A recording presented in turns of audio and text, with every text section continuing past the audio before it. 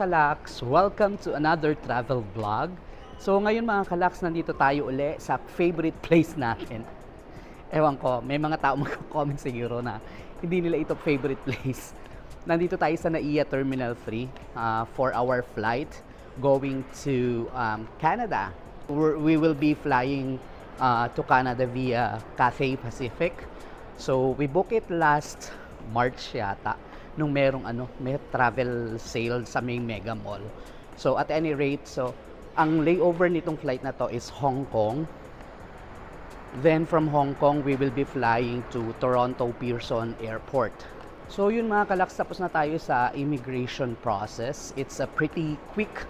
Kala ko nga ang dami kong prepare dahil unang-una solo travel tayo today for this trip.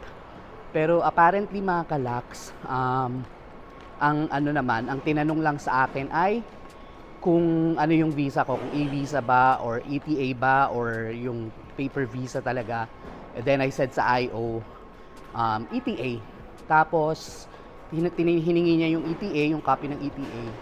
Then the next question if government employee daw ako. So that's it, yun lang. Medyo less than 5 minutes I think yung process dun sa immigration. So ngayon mga kalaks, papunta tayo ng Marhaba Lounge. Ito lang yata ang bukas na lounge ngayon. So tawag na ito. Try natin dito sa Marhaba. So ang Marhaba mga kalaks are accepting yung mga ito lang mga cards na ito yung ina-accept nila. Then you can access Marhaba using lounge key, priority pass, Mastercard travel pass. Then, ang A-Lounge, it's around mga mga kalaks, 2 a.m. Sarado ang A-Lounge. So, papunta tayo ngayon ng PAGS. Tingnan natin if open yung PAGS. Galing tayo ng PAGS, hindi nag-accept ng Priority Pass, Lounge Key, Mastercard Travel Pass, any mga membership cards. Hindi. Talagang business class na mga iba't ibang eroplano yung tinatanggap nila. Then, kung gusto mo mag-walk-in, cash basis, 3,500. Grabe, ang mahal. Dito tayo sa Marhaba, mga kalaks. Balik tayo doon.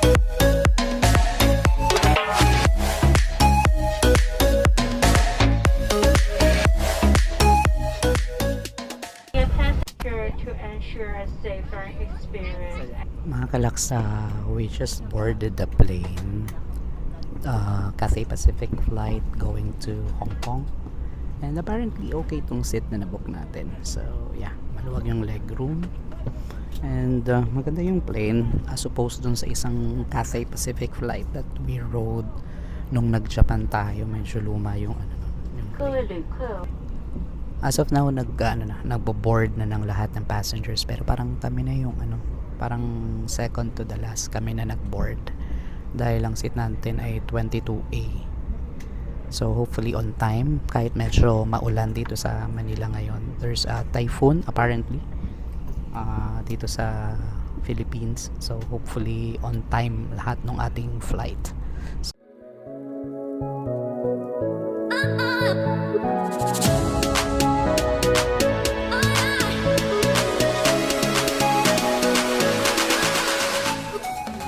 Hi mga kalaks, so nandito na tayo mga kalaks sa Hong Kong International Airport. So we have 2 hours, actually 2 hours and a half na layover dito sa airport bago tayo uli sumakay ng flight natin, Cathay Pacific flight from Hong Kong going to Toronto, Canada.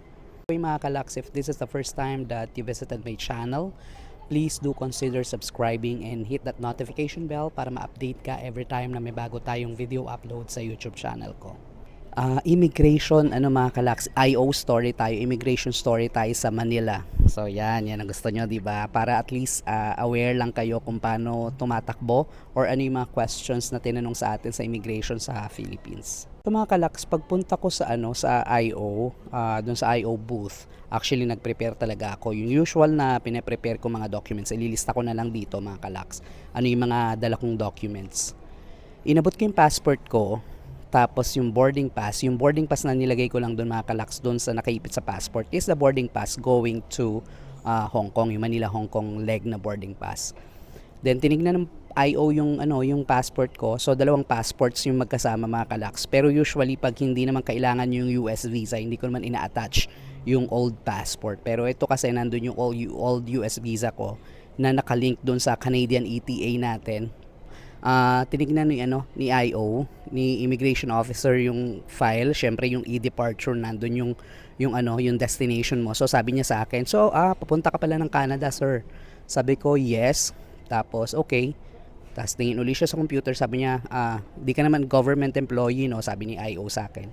Sabi ko, no po, private employee, ang employer ko is private company. So okay, sabi niya, sige, tingin ka na sa camera. Tapos tingin sa camera, tatak ang passport. Tapos, so mga 5 minutes mga kalaks, tapos na tayo sa immigration. And kanina, okay yung flight dahil hindi sobrang dami nung tao sa immigration counters. As in, mabilis na talaga. Ibang-iba siya dati. Ibang-iba yung immigration sa atin ngayon kesa yung immigration nung nakaraang alis namin papunta ng Europe nung February. So kasi nung Feb medyo marami pang tao dun sa immigration. Ngayon ang dami ng counters mga kalaks. So, yan yung ating immigration story. So, mga kalaks, pag board nyo, pag check-in nyo sa Cathay Pacific, kung ang flight nyo ipapunta ng Canada or kung connecting kayo sa Hong Kong, bibigyan kayo ng dalawang boarding pass kung dalawa yung flight na sasakyan nyo. Then, yung baggage na i-check-in nyo mga kalaks, diretso na siya sa final destination nyo. Kung katulad ko, ang final stop ng flight or final destination ko is Canada, Toronto. So doon ko na kukunin yung bagahe. Tapos pagbaba sa sa eroplano mga kalaks dito sa Hong Kong. So dito nga yung layover kasi pagbaba dito sa Hong Kong mga kalaks. Hanapin nyo lang yung transfer desk. May mga nakapaskil lamang clearly mark yung transfer desk. Or kung nalilito kayo, pwede kayo magtanong dun sa mga information na nakakalat or sa mga ground staff. Pero hindi kayo maliligaw mga kalaks. Kalat yung mga signages ang daming signages kung saan papunta yung transfer desk. Tapos kailangan nyo i-prepare yung passport nyo and boarding pass dahil dadaan kayo sa electronic gate. Kailangan nyo i-scan yung passport, then the boarding pass. Then after sa passport and boarding pass check, ito na yung security. Dito medyo may pila pero mabilis naman mga kalaks. Yung usual sa security check na ginagawa natin sa mga airport, ganun lang mga kalaks. Tapos sa security check mga kalaks, hanapin mo na yung tingin ka dun sa mga monitors kung nasan yung mga flights. Kasi di ba doon nakalagay kung anong oras yung departure, tapos kung nasan yung boarding gate nyo. So yun, tingnan nyo yung mga kalaks dahil doon yung makikita kung saan kayong gate pupunta. And yung mga gates naman dito, clearly marked naman siya kung saan yung boarding gate ng susunod yung flight. So yan, ganyan lang pag may mga layovers kayo sa mga flights kasi usually talagang pinuputol may mga layovers yung mga long haul flights.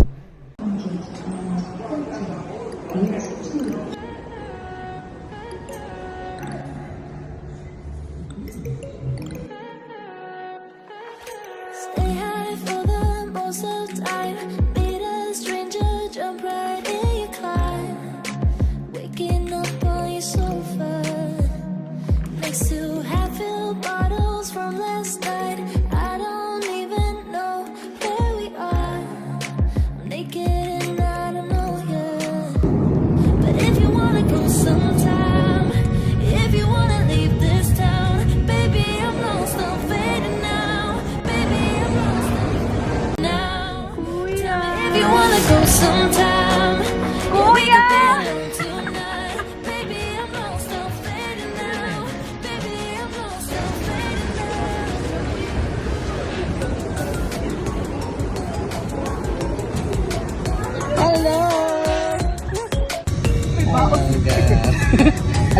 summer mainit eh.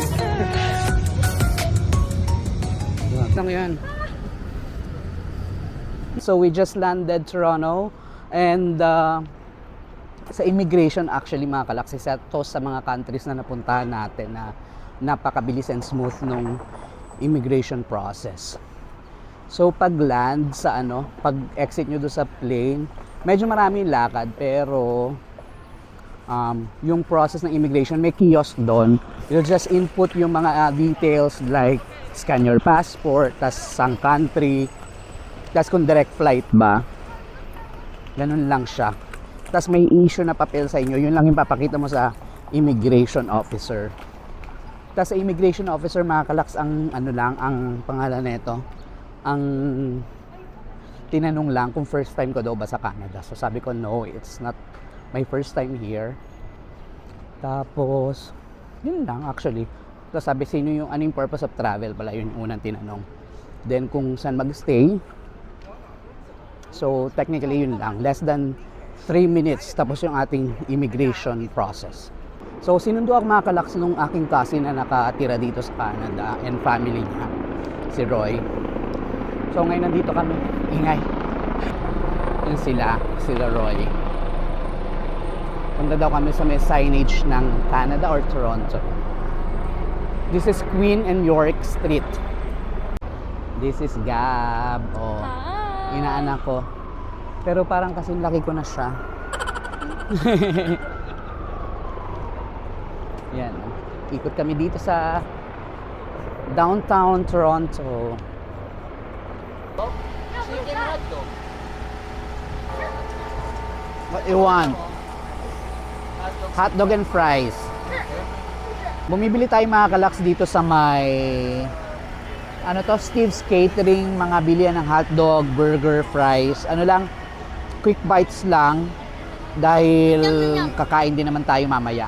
What did you order? Beef, hot dog, Ala naman. Beef, Chicken dog. Is there chicken dog? Yeah, there's chicken dog. Chicken hot dog and fries. No? Yeah. Alright. Ito mga kalaks yung binili sa akin. German sausage, I think. Putin fries.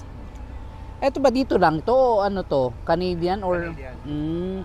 May gravy tas may cheese.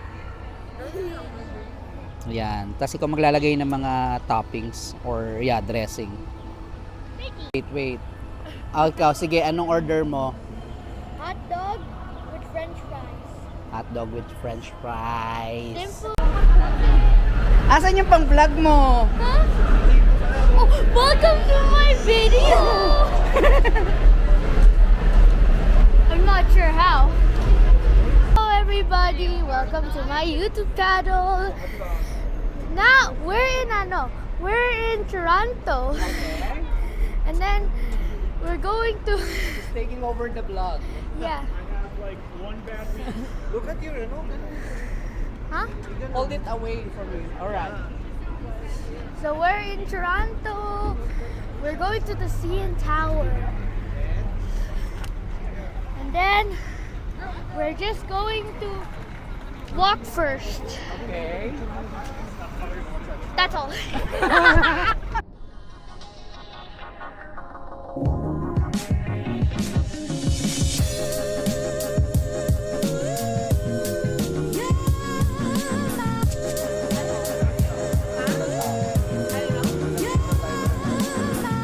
Okay.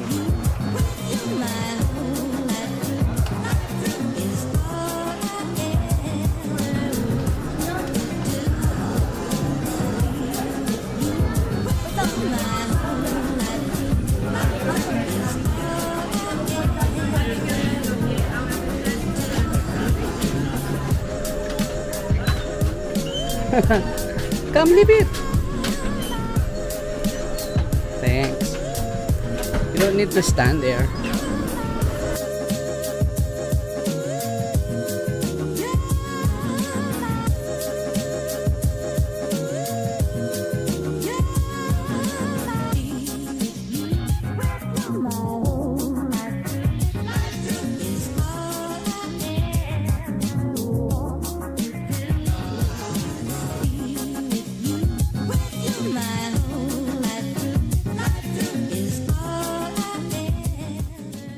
Kalaks, nandito tayo sa may CN Tower. And ito yung view from here.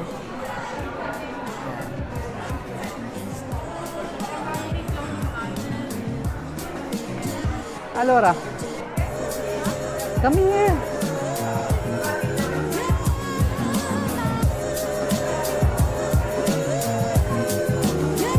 Why? We're touring around the tower and there's a restaurant. May restaurant pala dito if you wanna drink, eat, or whatnot. Enjoy the view. May pwedeng makainan dito. Ito mga kalaks. Ito mga kalaks. May store dito sa taas ng tower. Like $7, $6, mga cookies. Yan, may mga drinks. Come here, Gab.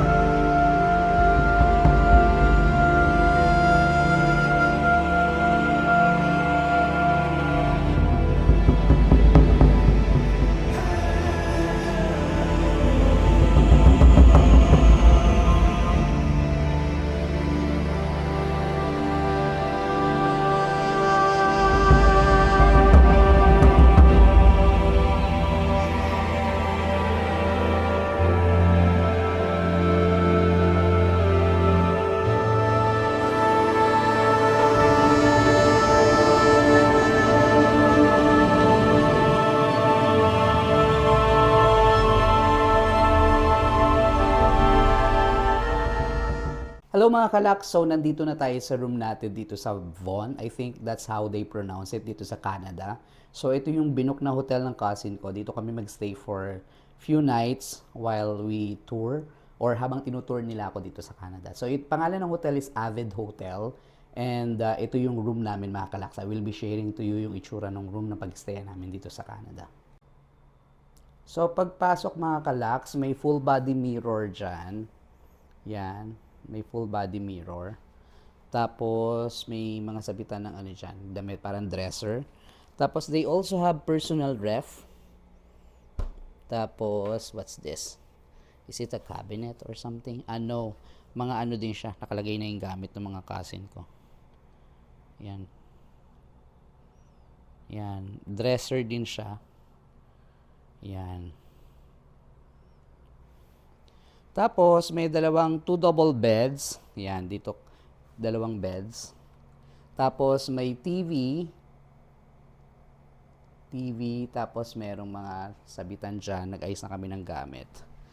Tapos, may table dito na pwede kang mag-setup ng iyong workstation kung nagwo-work from home ka. Tapos, meron din ditong side table.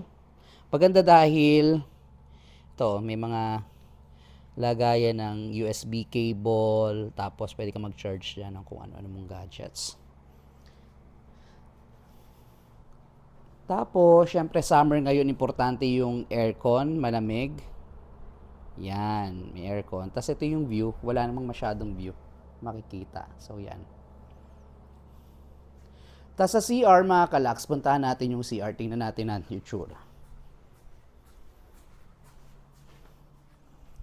Yan, ito yung bathroom. Ganda ng mirror. Sobrang liwanag. Tapos may amenities dyan. May shampoo, body lotion, tapos hand wash, tapos tissue, tapos towels. Tapos, the throne. Kaso walang bidet. Well, expected na. Tapos, ito yung shower room. Malaki mga kalaks yung, ano nila, yung bathroom. Tapos, maganda dahil, saan natin?